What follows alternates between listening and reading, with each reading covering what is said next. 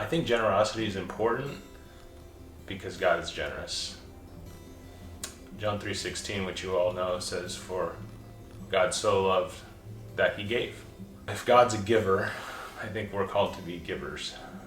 But what's also interesting is generosity isn't giving. It's giving in a way that doesn't seem reasonable.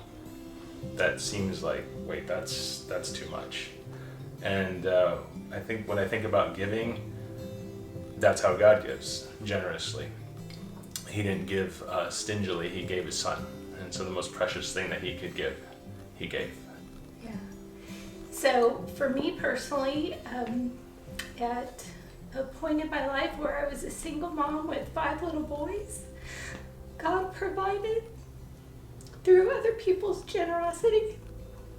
And God was generous even with you, to give me you. Because there's many ways to give, not just financially. And also, at times in our life, we've thought about being missionaries, and it just really hasn't ever worked out that way for us to go on the field. But when we give, we know that we can have effect around the world by holding the rope and giving to other people that are on the field. And that's been a huge blessing in our life. We don't really think of giving as giving, we just see it as reallocating God's resources, because I think Paul said to the Corinthians, "What do you have that you haven't received?